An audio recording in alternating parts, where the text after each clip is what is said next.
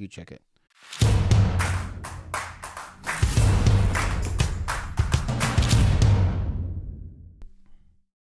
UFC 312. And it's a little bit of deja vu. We're back again with Plessis versus Strickland, and we're back again for the first time in a minute, Ash. You know, the original duo who was supposed to be running these things. And, you know, thankfully the last few weeks we've been having the likes of JK and Red stepping on in, entertaining you guys in the screens and giving you the heartfelt content that you know and love just ahead of these pay-per-view cards. But it's good to be back in, Ash. Oh, it's good to be back, yeah. Because you say it's good to be back, but like the card isn't like, I'm not to put a downer on things, but like the card isn't spectacular, is it, for a pay-per-view? Obviously, don't get me wrong, that obviously the two title fights are going to be great fights. Yeah. But it's just, yeah, the sort of start to the card, the main card isn't the best, if you know what I mean. But it's not Israel Adesanya. I know what you're saying, because we all love him. But you just never know, because we always say never sleep on fight nights. You never know. That obviously, Jake Matthews is a top striker. Jimmy Crute's on the return, so you just never know. You never know. And look, I might have something controversial to say about that actually as well, to be fair, because earlier this week I was, and look, we might as well just get straight into the thick of it as well, but you know, I wasn't particularly stoked about cramming the homework in for these first 2-3 days with everything I had going on anyway. But when I watched that the Prado versus Salhuba fight, like, reminded me of how much of a dog fight that was. It reminded me exactly why I do and love all the grind anyway. You know, why I do this thing anyway. You know, Prado was kind of like a bit of a punching bag in that fight, wasn't he? Really, it was a little bit. Yeah, he just kind of wasn't getting his timing down as the fights went a bit long, but he was a dog throughout still. Yeah. And for me, that was the fight of the year last year. So I don't think they're going to start punching those heights again in this one, you know, given the opponent here that Prado's up against. But the fact that Matthews come in as a favorite with those odds, I think it might be a little bit too steep, and it probably needs to check him a little bit as well, because you know Prado was an absolute dog in that last fight against Salhuba, and I loved it from start to stop. It was absolutely fight of the night, but for me, it was fight of the year. No, definitely so. Should we get into the card? And that's like you just said, mate. Let's just jump straight in. Yeah. Look. No Breezy, that's welcome in, Breezy. While you get on that in, welcome in, Breezy. Hope you're doing well, sir. It's good, Breeze. It was good, Bacardi Breezer, Geezer, in the freezer. All right, so we're probably going to start right down at the beginning of the card, aren't we? So we'll scroll up to the first fight on, and I've given a pretty decent introduction already, I think, when I mentioned about how it was fight of the year last year, Francisco Prado, as he stepped in there against Salhuba. And now it's Jake Matthews who's stepping up to the plate. And Jake Matthews in the red corner is 27-0 versus Prado, who is 12-2-0. It's Australia versus Argentina. And I think there's not a lot in terms of height or distance that way. It might be a little bit edging reach-wise towards Matthews with about 4 inches. And that could probably say everything about the whole game plan and how he's going to be having to go about this particular fight, to be fair.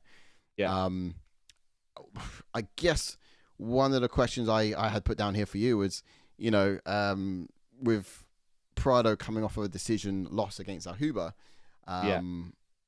do you think the odds are a little bit fair, you know, seeing how that fight went and also how Matthews is coming into this as a bit of a favorite? Yeah, definitely. Like I said, like you mentioned a minute ago, Prado just couldn't get his timing down, and it doesn't get any easier for me because Jake Matthews' striking is always improving, and he's been quite very, very good striking wise as of late. So yeah, saying like about the odds, it's not a great fight for him, but you never know, because he's one of them fighters that would like to take a strike to land one, and like you said, if he can get his timing down, then he can get his obviously put his offense on him. Yeah, that's right. Like he's Prado, I tend to find a bit stocky in the sense that he's he's not the tallest, but they do come in at the same kind of height.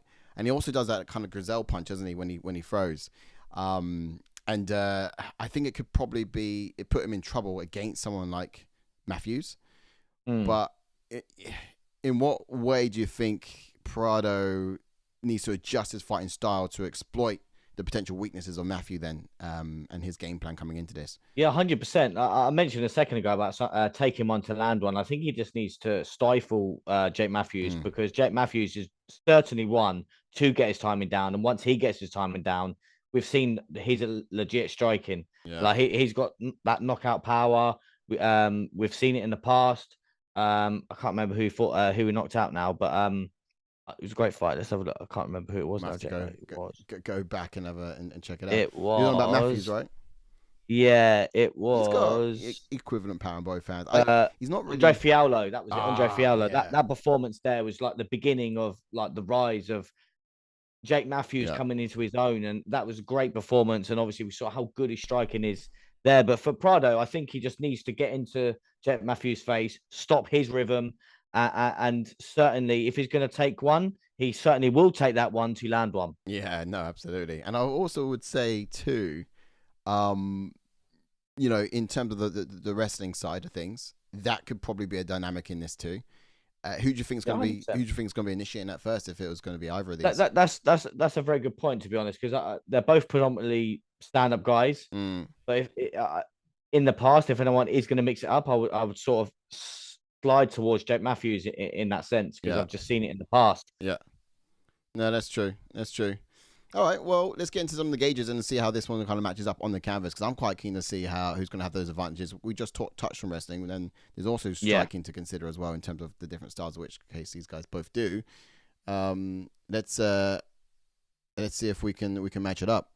So first up, in the striking, in the red corner, who do you think striking? I'm going to go for Jake Matthews. Gets it. You think so? Yeah. And then grappling?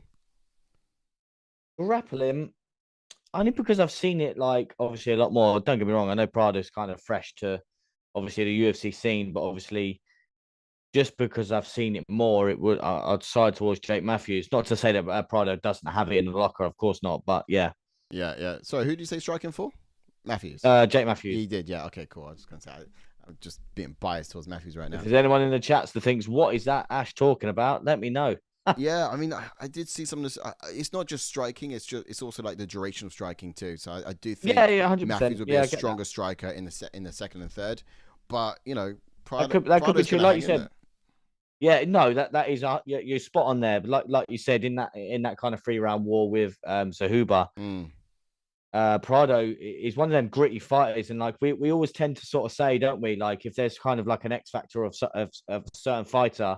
Yeah. Sometimes it's the grit, sometimes it's just like the willingness, and that is definitely what Prado does have. Yeah. And this isn't particularly Prado's weight class. I'm not sure if you noticed, but he's going up a weight class for this one. So he has been here before. Yeah, he has been at welterweight before, but good spot. Didn't see that. Yeah, his last fight against El Huber was actually down at lightweight. So yeah. Oh wow. Okay. That was also got to be considered in this too. And I'm thinking. Yeah, he might be in a bit of a rude awakening, kind of experiencing the power of Matthews, and it's difficult to compare that to that of Said Huber's. That's true. Yeah, power sort of. If you're jumping onto power, it would be Jake Matthews. Yeah, because he's got stinging power, hasn't he? Just goes to power straight away. Yeah, but Matthews is probably going to have real knockout power. So speed though, I think I would go with Huber Prado on that one. Yeah, they're both relatively quick, but once he gets his combinations going, and once he does find his timing, Prado is very quick. Yes, and then I reckon Matthews might settle on cardio, but then and this is the thing as well. I would naturally go for Jake Matthews cardio, but if you're going to sort of say the willingness to continue to keep going, then it would be Prado, wouldn't it? Yeah, he does have that will to win, doesn't he? Yeah, exactly that. So, but yeah, if we're just talking about natural cardio, it'd be Jake Matthews. But yeah, if you really wanted to dial in, someone that's not going to sort of quit and stop, it would be Prado. True that. What are you guys saying in the chat? So are we completely bonkers for doing that?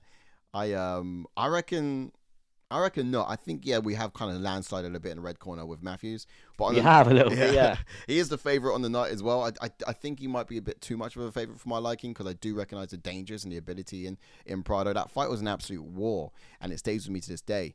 So I think he's gonna absolutely be a problem, even though he is going up a weight class too. What are you gonna pick on a day? I'll probably side with Jake Matthews on a day. Yeah, definitely. Yeah, I reckon I may do the same as well. Let's go with that sheer brute power. All right then, let's scroll it on up, and let's take a look over here at the light heavyweight division. It's Jimmy Crute versus Rodolfo Bellato. Rodolfo Bellato. Big Ed, yeah. Yeah. Because Big this fight everything. wasn't originally this guy, was it? No, I think this It was was meant to be Marcin Pragnell. a recent step in. Yeah. I mean, also, yeah. So if we touch on this one, yeah, Crute's basically going to be facing the star from Brazil. That's Rodolfo Bellato. Yeah. Former LFA fighter, 4 wins in his last 5 and 75% finish rate. This guy, so 50% of his wins, I think, have come by submission too. I mean, look, you expect nothing less when you're coming out of Brazil, but you're born with jiu-jitsu when you come out the womb. You know what I mean? Basically, that you come out with where your first belt is a Bellato cord. But it's a belt nonetheless. You wear it like one.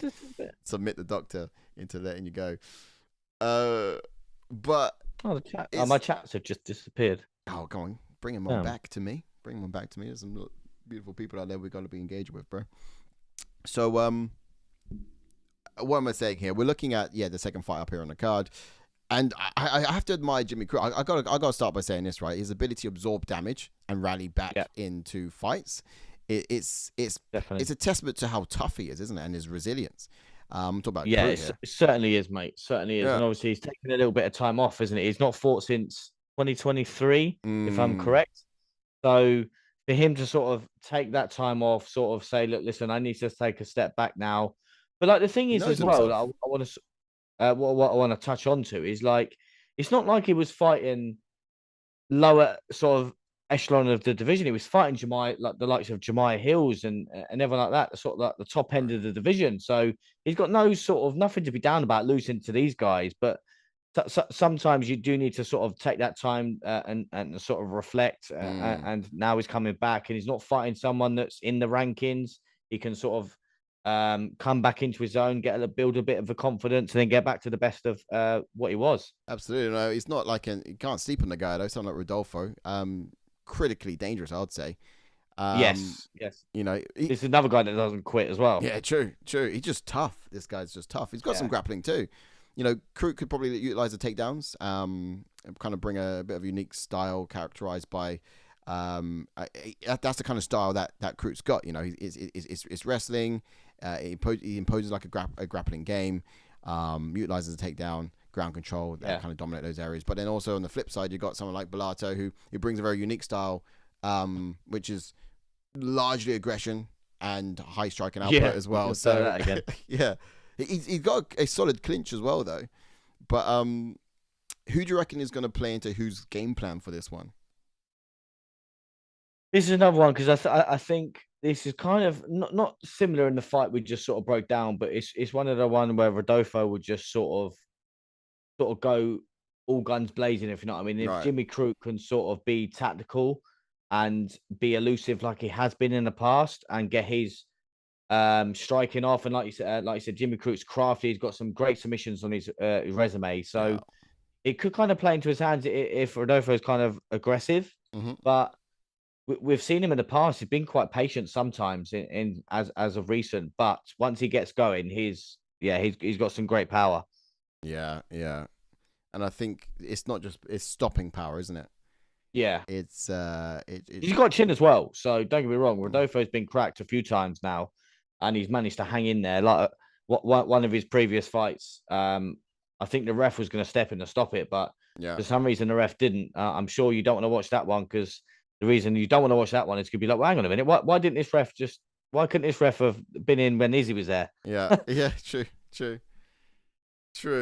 But then also, speaking of like brutally being on the end of those damaging strikes, Crute, he is someone who you might wonder if he's going to even stand and strike at all. Especially the way he's really faced the brunt force of the music before in the past.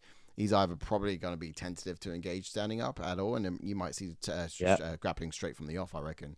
Could be a bit of ring rust as well. Yeah, it's not consider that too. Shy away from that. We saw in the last weekend, didn't we? How how differently these heavyweights even come out after they've been rattled a few times. So yeah, exactly that. Like you said, Sergey Pavlovich was just so shy. Unbelievable. Yeah, possible. Just to sort of go back to the point I made a minute ago. Yeah, so he lost to Anthony Smith, lost to Jemiah Hill. But again, you can't be down about losing to these guys. Obviously, Anthony Smith's been around forever. Jamai Hill was on the rise at the time, obviously, and then went on to be champion. Anthony Smith kind of loses his fights, and then he wins the ones you just don't expect him to Yeah, win. no, 100. Yeah, every now totally and then, agree. every now and then, he just wins that one, which he should never have won, but he somehow manages it. Exactly that. And then the one against Alonzo Menifeld, Yeah. it just depends because Alonzo Menifeld is just dangerous and he's got the power to knock anyone out. So, and it's crazy. I say he's knocking anyone out, and actually he beat Jimmy Crute by submission. He did. Yeah, he did. Mad. Imagine think of that. All right, let's get into some gauges for this one. Look at what we're talking about here. So we got. Bear with me. I just kind of lost my bearings for a second. All right, here we go. Striking. I think Rodolfo. Gonna go Jimmy Crute, just all round game. So? Yeah, I'm gonna put Rodolfo on that one. I'm sorry, I'm gonna have to. I'll go for Rodolfo for power, definitely. Yeah, but actually, hold on. Yeah, okay, sorry. I'm gonna put him down because I just think he's gonna use it, and I do think with Crute it's gonna be quite a grappling affair. He's just not gonna want to exchange with him, although he probably could touch him. He won't have the power for it, but he could. I just don't think he would use it. So in this fight, I'll give the stand up advantage. Something like Rodolfo. Speed though. It's got to be Jimmy Crute for that one. Yeah, agreed. And then cardio, I'll go. I reckon it might be Crute. I just think he's got. Yeah, Jimmy Crute. He's more elusive. I think. He's got a will. Like I just see. I just see JK saying in the chat is that Bigfoot Silver? Yeah, he definitely reminds me of Bigfoot Silver. The size of that head. Yeah. Yeah. If he does look like Silver, then blooming hell is gonna be quite slow, isn't he? Everything there is just super sized, isn't it? Push. But yeah, I mean the gauges. It looks like it's gonna be more of a red side landslide. Yeah. Again, or near enough anyhow. But that's Jimmy Crute to just look a little bit better there in the grappling and everything as well. But we've seen this before. Someone might take the gauges, be predominantly get the votes on most of the different outcomes. But power is everything. Do you think it's everything on the night this weekend? Do you reckon Rodolfo is going to be able to exactly that? And it might it's like you just mentioned there. It all depends. Like Rodolfo might sort of come in all guns blazing. Jimmy Crute times the takedown, and then wraps up a submission. You just don't know, do you? No. True. It could be. But on the night, what are you going to say? You're going to go with power, or are you going to do the all-rounders? I don't know. I mean, I'm tempted to go for Rodolfo, just because Jimmy Crute, don't get me wrong, he was a talent before he kind of went on a little downslide. Mm-hmm. He has taken that time off. Obviously, I'm sure he's obviously improved in the gym and got things together. That's why he's come back. He's got the hunger again. But is ring rust going to be a thing? And Rodolfo is just a big guy, man. But that's the thing. If Jimmy Crute gets him down, I don't see Rodolfo getting back up. I don't know. Kind of like I mentioned a minute ago when he got hurt in his previous fight, he managed to get back to his feet and put a performance on. But that's true. That one I'll have to decide. I'll have to watch a few more bits of tape and then definitely make a choice after that. And get a bit closer to it. Yeah. Yeah. Well, look, you're allowed to. You don't have to have all the answers right now. We can get to that in some time, of course. But meanwhile, let's steam on right through to the next fight up on the card. We're looking right down the barrel of the heavyweight division, ladies and gentlemen. It's Justin Tafa. He's back against Tallison Teixeira. Spider-Man, as some might call him. It's just now look in the red corner at 7-4-0 for Justin Tafa, and he's up against the all newbie 1-0. So really, we're talking about an opportunity for Tafa to come in here and do something special and just add to the highlight reel. Or is he? This fight's a little bit high up in the card. You can absolutely put your bottom dollar on the fact that the UFC are banking on a knockout. Where do you think it's going to come from, Ash?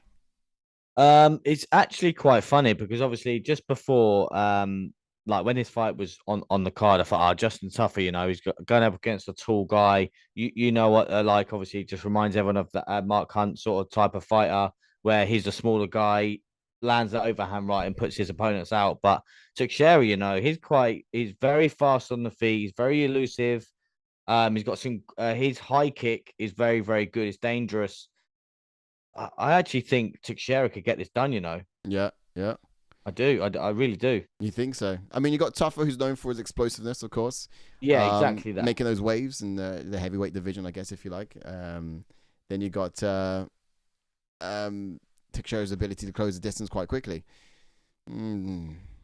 Yeah, I know Teixeira is a very, very long guy as well. So Yeah. oh yeah, JK just alluding to it, saying that he's 6'7". He's a beast. And they're two separate measurements. Yeah. 6 foot and no, that's nuts, right? So obviously if you're looking at this coming in with your, let's say, if you're looking at this with casual eyes, you're going to say, oh, Tafa's got this. Look at that guy with a record. Yeah, potentially, because obviously you've not really seen Teixeira. You know he's a kind of a heavyweight. Tafa's got the power to do it. Yeah. Now I've got it under good authority that this guy's he's a bit of a perfectionist in both striking and grappling too. So he's got a few ways to do it, not just in the stand up, and not just the fact that he's long. I could have a look at the striking here and the grappling, but we're not going to get a lot of data from someone who's so new into it. Yeah. But for what we can see, landed per minute seems to be. I don't know how much I want to trust that data, to be honest. I'm not sure how much I want to trust that data. But yeah, look, it's certainly going to be an interesting matchup. I haven't got too much to talk about on these two guys. I reckon Spider-Man has got that reach advantage. Yeah, so usually to his advantage as well. What we're really going to have to start seeing from Justin Tafa is a peekaboo approach. Yeah. How do you think he's evolved or adapted, I guess, Tafa? So do you reckon his improvements in grappling will perhaps influence his strategy in this fight? Yeah, he's one of them fighters, like I mentioned a minute ago. He's like that Mark Hunt. He's just patient on the feet, kind of like lets his opponents offload their sort of offense and tries to time that overhand right. There's honestly nothing else that you can kind of say about Justin Tafa. Yeah, he can pull it together, but he's just one of the fighters that will just hope and pray for the overhand right. Like he's done it in the past. Obviously, done against Austin Lang. Obviously, a lot of people, you can see how athletic Austin Lang is, but then Tafa just lands the overhand right. Tafa couldn't get in close to Austin Lang, but then all of a sudden, Austin Lang tries to get close to Tafa. Tafa lands that overhand right. No, that's it. That's it. Analyzing this, it's most likely going to be that either takedown vulnerability or striking defense from Teixeira that could probably get him in trouble. We don't see too many takedowns from Tafa, but I've got it on good authority. This guy's been working on that. And will we see it? Like we've been begging that from Israel Adesanya, haven't we? I just don't think people have that in the DNA. If they ain't got it, they ain't got it. So no, that's it. I was just looking at Tafa's record, and obviously he's coming off that loss to that Carl Williams, and Carl Williams probably took him down about 20 times in that fight, and there was just nothing sort of offense wise from Tafa. He's like I mentioned a minute ago, he's just solely trying to rely on the overhand right.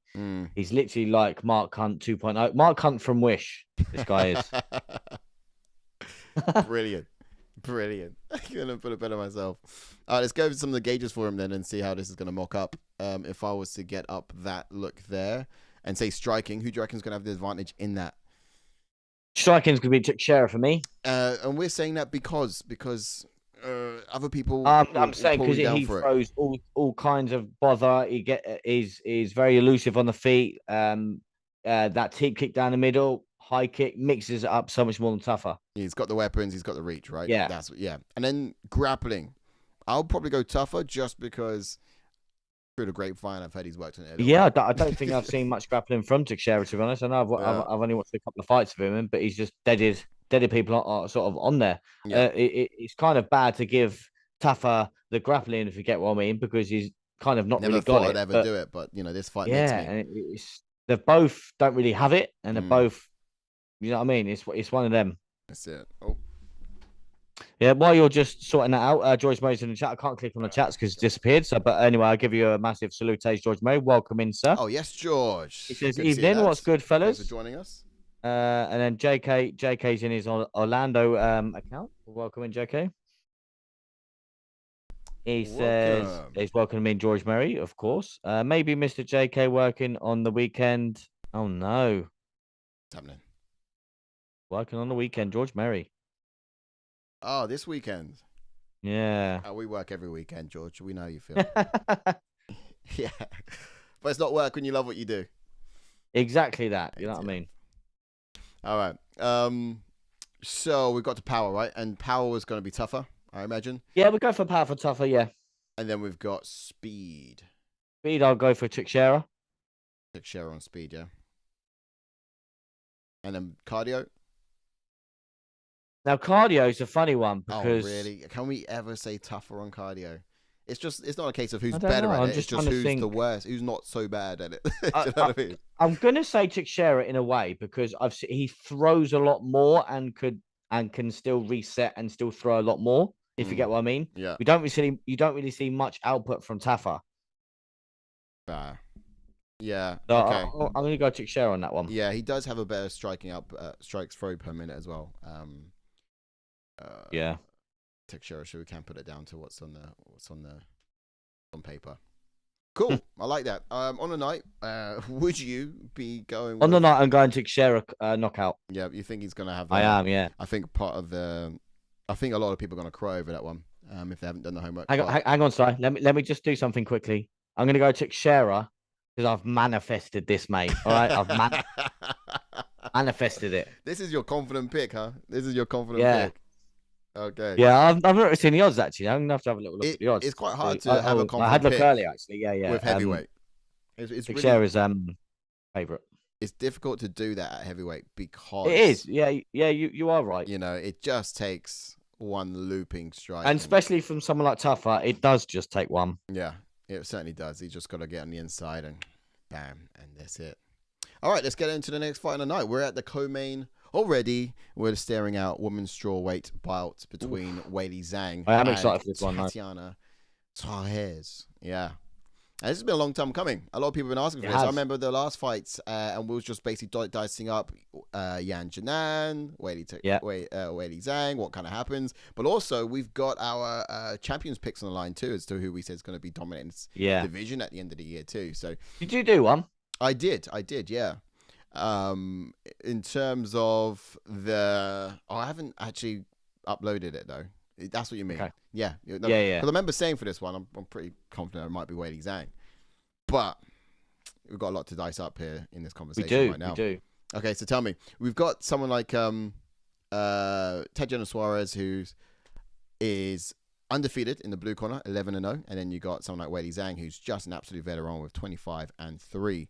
Now, the height difference is not so much. It's going to be pretty minimal, but there is going to be a reach advantage and a leg reach advantage over for Tatiana Suarez. So the striking, you might see she might want to keep that standing. Now, we've seen evolutions of Weili Zhang since she's had this second, third run at the belt. And it's just been remarkable. I remember the last time I saw a fight, I did not feel like she was done. She's been around for a minute, and she's only getting better. And I think that trajectory is still going to continue. And this is going to be Tatiana's toughest fight yet. But do you think she's got something up her sleeve that's really going to be causing Weili Zhang a problem that perhaps, certainly me and other people might have overlooked? Who's that for? Suarez, yeah. Do you reckon Suarez she's got something up her that sleeve? Yeah, that could be a bit of a problem for. Where do you think she'll most? I think it's just her style. I think it's just her style that is a problem for most females. Her style is just one that get in your face, take you down, smother you. Like everyone calls her the female Khabib because she just stifles anyone. Like she gets in your face, gets you down, and just either submits you or she will just continue and relentlessly take you down or wear on you. So I think her style in itself just will stifle anyone. Yeah. Yeah, look, most likely. It's a hold on. I just realized I did not have there we go. I should probably show everyone what it looks like on the card. So if we look at the grappling accolades there, because you want to look at the takedown average, you want to look at the takedown accuracy, right? And the takedown defense. It does look like those encounters are where Tatiana Suarez strives the most.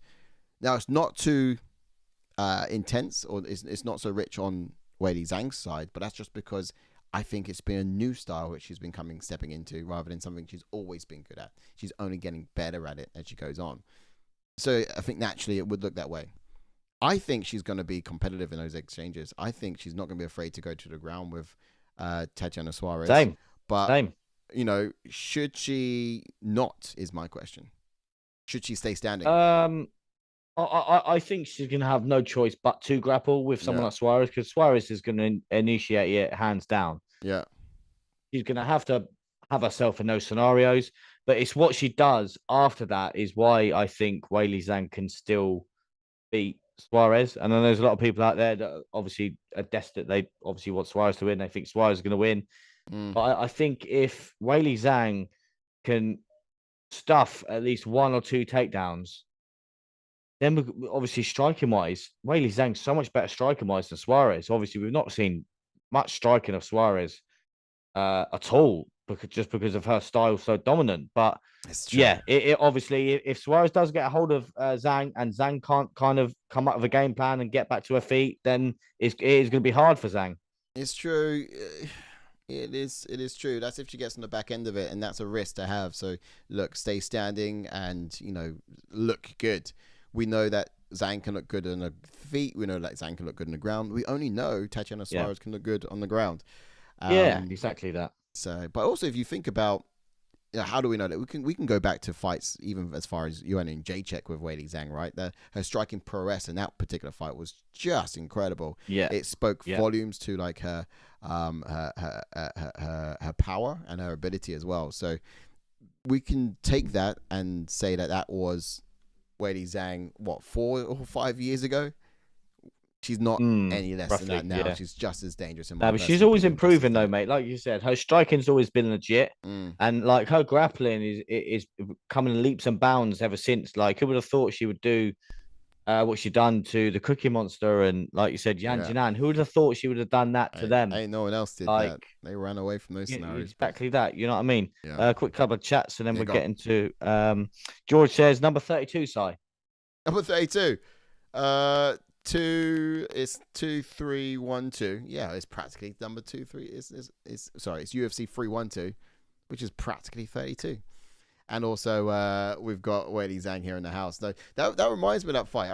I think you need to get on the phone to my local Chinese dealer over here, and we need to make that happen. And then we've got Matt W in the chat. Welcome in, Matt W. Ash, where are we going to be for this Matt one? W. Don't know. We still need to discuss that. Yes, we do need to discuss it. We'll get involved in that straight after this breakdown, sir. Thanks for reminding me, though. Sorry. Love you for that. Yeah. Matt W. Welcome in. He says, let's go 3-0 main events 2025 so far. We're going with Strickland. I like him by KO, to be honest. And then he says he's still riding with Suarez. Apologies, I can't get your chats up. My chat link just disappeared, and it's just too much kerfuffle to get it back. But don't worry, we'll still read out your chats. Don't you worry. That's cool. Yeah, man, look, without any further ado, we'll get right into that fight, and we'll chop that up as well. So don't go anywhere right now. Stick about. We're just about to get into the main event. But just before let's have a look at the gauges and find out who's going to have the advantages and where. Striking. Yes. Weili Zhang. Striking, Weili Zhang. Grappling, Suarez. So this is the thing with grappling as well. So obviously it's predominantly going to go to Suarez, but I just want to sort of say that, as I mentioned a minute ago, Weili Zhang's grappling offensively and defensively has improved massively. And thank you for saying that, yeah. And not to say that she can maybe hang with someone like Suarez, but this is 5 rounds, remember? And I've seen Suarez tire in 3-round fights. Obviously, her style is grueling on her opponents, but it's kind of grueling on her as well. So, and she's not exactly been active, if you know what I mean. She had 2 fights in 2023, and that was her last 2 fights. She didn't fight in 2024. So, you know what I mean? So, is cardio going to be a question for Suarez? It's 5 rounds. Is this her first 5-round fight? Is that, was that main event? She's had a main event before. Was that 5 rounds against Jessica Entourage, was it? Or was it scheduled for? Fight card. What have you got there? It's a co-main event.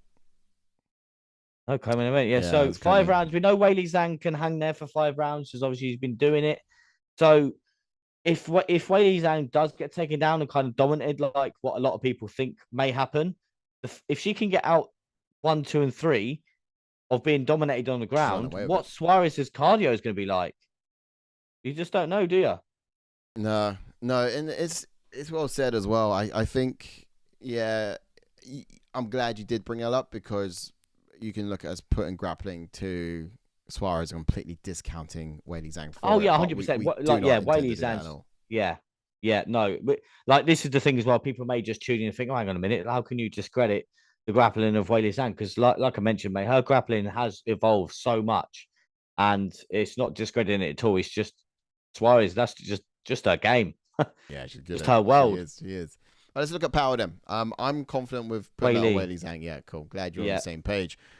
Speed. Oh, I think I Weili. want to go Weili as I well. do too. I do too. And then cardio, we've been talking about it. Weili as well. Yeah, not much more needs to be said. But Do you the guys thing agree in the is, I think chats? I think Suarez has only got grappling, right? And that's sometimes I think all she needs.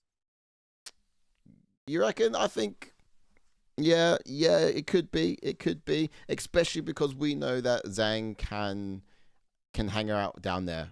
Oh, she will probably Yeah, hang out down there to her detriment. You know what I mean? She's gonna yeah, have that confidence in herself, thinking, "I don't have to run away from these scenarios." She's got a million other yeah. ways to get a fight done confidently, and she might just get a little bit too ahead of her ego and get herself in trouble. So you're right. That could really play into Weili Tatiana Suarez's game plan. Yeah. I don't want to speculate too much though. We've got to look at some kind of maths, otherwise we'll go completely mad out here. On the night, I Yeah. think it'd be Weili Zhang for me also. To be fair, Yeah, I'm sticking with Weili Zhang on the night also. could be a full red flush for this Matt one. W says before we sort of change over, it says Suarez better chin question mark. That could be Than true. better chin It, than than you're an obviously NJ check Weili. than Weili. No, better than Weili. But then you also got to ask yourself the question of does she have the power? That's true.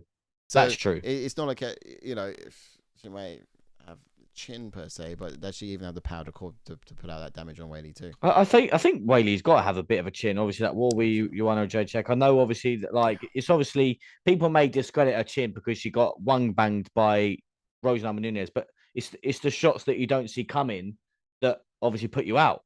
Yeah. So obviously, I'm not to say that she was eating a kick to the face, but like it's I think she can hang like you said. I don't think Suarez has the power to knock her out. So that kind of counters that argument if you're saying Willie doesn't really have a chin, if you get what I mean. Yeah. Mm, fair enough. I reckon it could probably be. I think the danger's not going to come on the feet. I think the danger's going to be in the ground. I know I just reckon that's how it's I'm gonna be. talking I know I'm talking way back, but in 2019 when her name was Nina Askarov, in a third round against Tatiana Suarez. Mind you, no, it's 2019. Arguably won the third round against Tatiana Suarez just because Suarez tired. Nina was actually beating her in the striking exchanges and was very, very well. I'm not close to finishing her, but like Suarez was tired. Nina was getting in her face, landing off strikes. Yeah, but So that's in the you're third reaching, round, bro. You're so reaching. You're reaching. I'm not convinced you because think? you got to go a long way back just to get that data, and yeah, lots happened since then. But also that is quite. Agreed. It's quite good in the books of Suarez to see that it's been a good 5 years before someone's really challenged her in such a way. Yeah, that's true. Let's get into the main event. Let's go for it. We're staring right now in the middleweight division. It is Dricus du Plessis versus Sean Strickland. And did I say deja vu? It's the second time round that these guys are going to be standing in the octagon. Is it going to be death by uppercuts or paper cuts, if you like, from Strickland, or is it going to be just like a full-on wrestling onslaught from du Plessis? Since he's got his nose fixed, there's not been anything to suggest any signs. No, he just keeps winning, man. He does, annoyingly. Yeah, he just keeps winning. But he does. Do you know what? I'm going to have to ask myself one day soon is when am I actually going to start backing the guy? That day It's the same with Sean O'Malley as well. It's like Sean O'Malley just kept on winning and winning and winning. Although I did pick him on a few. I kind of backed him for a few. Yeah. With du Plessis, I've never backed him for a fight, but... No, I don't think I have. Oh, actually, no, I backed him against Izzy. Did you? Oh, no, I didn't. I No. backed Izzy, actually. Yes. I did back yeah. Izzy, yes. Yeah. And no one, we all thought that he wasn't it. Never again. He sure showed us. Yeah. So he's in the red corner with 22-2, and then in the blue corner 29-6. The absolute veteran that is Sean Strickland. See if he can mind his P's and Q's on the nights, but everything's pretty square in the matchup. You know, we're not seeing any kind of extra advantages coming from either of these gentlemen, except from in their fighting style and ability. So we're gonna have to admire the striking or the grappling differences between the two before we can identify where this is gonna end up. So, do you think Strickland, as good as he has historically been about takedown defense and keeping the fight standing, do you think he's going to be able to do it better this time against du Plessis? Yeah, I do. I think he can get it together a little bit more, but it just depends because a lot of fighters after they've fought du Plessis just say that he's so awkward because he's striking. They've used the word strange. And obviously, I said, I don't know if you see, obviously, Robert Whittaker and Izzy, they've been training together and they were talking about, because obviously they both fought him. And he was just saying he's so weird in his striking, so weird in his movements, just because no one does it, if you know what I mean. Yeah. And obviously it's working. So obviously sometimes trying to time things and put your game plan on, it's very, very strange to see him. But obviously Strickland's fought him before. So I think Strickland can get it together and he can offload his offense a little bit more. But like the damage on du Plessis' face after that Strickland fight speaks volumes. You know what I mean? No one's done that to him. Yeah, true. Yeah. He really did want it, didn't he? He really did want it. And you just saw Strickland get into his own as the fight goes on. Do you think he needs to kind of attack it a little bit faster, a bit earlier this time, Strickland? Not kind of leave it to the later rounds before coming actually absolutely alive. 100%. We could probably perhaps see that from him also. But what kind of factors beyond grappling and beyond striking, like for example mental fortitude or fighter IQ, do you think could play a significant role in this one? No, kind of. Go on. Yeah, definitely. I think, like I said, if Strickland could, like you said, can get out the gates blazing, if he can get it to a quick start, then by all means, I think he can just not sail to a decision. But like, I know obviously the first fight was so close, but yeah, if Strickland can get it together, man, I think he can just do it. And that third round was grueling, fifth round as well. So they were sort of, one would get a takedown, the other one would get a takedown. One would land a big shot, the other one would land a big shot. So again, it will all come down to sort of the grit and determination and yeah, be rooting for Strickland. We're seeing that throughout, yeah. All right, let's check out those gauges and see what's up. In terms of striking, do you think we can comfortably say it's going to be Strickland? Or is it going to be strange enough for du Plessis to get it? Yeah. I can't not give it to Strickland. Yeah. It's just so many, you know, striking output at the end of the day. It becomes overwhelming. And what about grappling? We've got to go du Plessis, right? Du Plessis for grappling, yeah. And power? Du Plessis. Yeah. Speed. That's tough for me. It's actually a little bit difficult.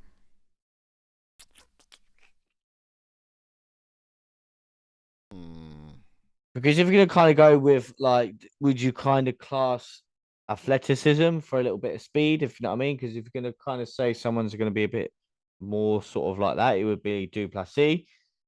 But Strickland's striking is fast, like his 1-2s, like he throws that jab out there, gets that in your face straight away. He's very quick with that.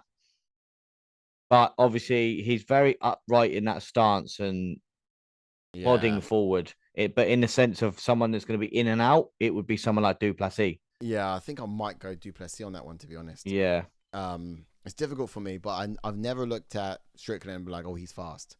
I just... Yeah. I get that. Yeah. That's true. I would give him cardio, though. Strickland for cardio, yeah. Yeah, all day long. Although I would say du Plessis' cardio has improved. Since, it has improved, since his operation. But certainly I do think Strickland's just got a way of getting more violent as the fight goes on. And and I love it. I do love it. But yeah, man, on the night, where are you going to go? On the night, I'm going for Strickland, yeah. Yeah. I am sticking with, come on, Strickland. Like, if literally, this is gonna be the curse. If I go Strickland, du Plessis wins, then it'll be the next fight. You know what? I'll go du Plessis and he'll lose. Yeah, exactly. I know. I might go do Plessis this time just because I've always gone against him, and eventually I kind of got to swallow my pride and say, at this point, it's out of stubbornness. I wouldn't go against him. I wouldn't pick him, but I would really hate him if I picked him and he loses. But Yeah. I could probably put my pride aside for that outcome because we've got to ask ourselves what's going to be better for the sport. What do you reckon would be better for the division? A Plessis win or a Strickland win? That's a question. That is actually a question. It is. For you guys in the chat. Okay. That's a very good question. What would be better for the sport, or what would be better for the division if Sean Strickland wins or if Duplessis wins? Yeah. I might pick against what I want, but then be happy either way because of the result. It's quite exciting. Yeah. At this point, what? Go on. Sorry, you go. I'm just saying, at this point, we're seeing a lot of people look across divisions as well, a fair bit more now than ever before. So, if Strickland can't get the win, is he going to be the next person to look into another division as well? Yeah, you never know. While we're kind of on the topic, we've got Dean in the chat. Welcome in, Dean. Hope you're doing well, sir. He says, "What's up?" What's up, man? Thanks for dropping in. Another question I did have that come to mind, which is just literally bounced off me now. Damn it. It's all right. It's all right. It'll come back around. It'll come back. Yeah. It was important enough anyway. I forgot what I was going to say, man. Dean, I'm so sorry that you joined so late on in the show. We're just about to draw it to an end. We've gone from the beginning of the card, main card that is, all the way up to the main event, which we are on now. And we've asked the question, what's better for the division? A Strickland win or a Duplessis win? Screw it. What's better for this economy? A Strickland Scrap that. What's better for the human race? A Duplessis win or a Strickland win? We'll have to find out. Time will tell. Matt W said, Dean says, how are you doing, boys? We're doing fantastic. How are you doing, sir? Matt W says, undefeated Duplessis could give Chimaev some problems. I kind of tend to agree, just because, as I mentioned a minute ago, it's just so damn awkward to fight him. Yeah. And he's just awkward in striking, awkward in the way he just deals with things. And it's like, I remember when, like Dominic Cruz, with his sort of movement and his style, he's so sort of difficult to time. And so, obviously, as of late, obviously, he's getting a little bit slow with his footwork. And obviously, Guevara obviously timed that head kick. But he's so difficult to sort of time things. And I think it's the same with Duplessis. He's just hard to sort of read and hard to sort of judge. You just don't know what you're going to get out of him. No. Yeah, it's one of those ones where you could plan for one thing and then you just completely experience a completely different thing when you step in there. I say it like I fought it myself. I haven't, but I'd love to. He's lost me enough picks on these fight nights that I'm now that aggressive, that angry towards a guy to step in there myself. Dean goes, I think it's better if Duplessis wins, and also goes stylistically, Chimaev versus Duplessis would be better than Strickland versus Chimaev. Yeah. Oh, that's a good take. So I'll take that. Obviously, yeah. If you look at it that way, obviously, if Strickland wins, he's going to be fighting Chimaev. If Duplessis wins, he's going to be fighting Chimaev. What's a better matchup, Chimaev versus Duplessis or Strickland versus Duplessis? Great question, Nadine. It is, yeah. I have to side on that as well, man. I think Duplessis and Chimaev. I would love to see the press conference between Sean Strickland and Chimaev, though. That's one thing I would love to see. Rather than the fight. Do you know what? I thought that's probably going to be where it's be most heated. But isn't Sean Strickland's... Now I'm thinking of... I don't know why I'm thinking of Darren Till. Darren Till and Chimaev were like buddies, weren't they? But no, I reckon that would be pretty jokes. That would be pretty good. I'll watch that for sure. All right, guys. That, for me, is probably what we'd call a wrap. Thanks for coming on board. Thanks for getting involved. Thanks for your comments. Thanks for enjoying this with us. We love doing this. Every pay-per-view event, you will find us here entertaining you. If not us, JK and Red, but we will. No, us. This is our show. Hold it down. You're taking everything we work for, man. You're taking everything I'm working for. What? Look, we'll be here. I would say week in and week out, but ahead of the pay-per-view events, just to make sure that we get the full view. Again, it's not about telling you what to think. It's about teaching you how to think. This whole entire breakdown show is just to do it along with you guys in community and just hash out what we think is going to happen based on different advantages that lie in different places for different fighters. But that's me, and you've been beautiful. So thanks again. Much appreciated. See you this weekend. Don't go anywhere because, well, Yes. do go. Don't go anywhere. Do go a few places, but come back on Saturday. Don't stay sitting there. Sit and wait. Until Do you know like that UFC meme with that geezer just sat on the bench? Oh yeah, Pablo Escobar. Yeah, exactly. Just when there's no UFC on for that week, it's just like, well, there's nothing to do but sit and wait for it to come back the following week after. No, brilliant. Of course, yeah. This weekend, Saturday night, we'll be back on the couch. Yes, Some couch live watch of along. some Don't miss sort. it. Yeah, with the boys. So we'll be here for you. Make sure you're here for it. Take care. God bless.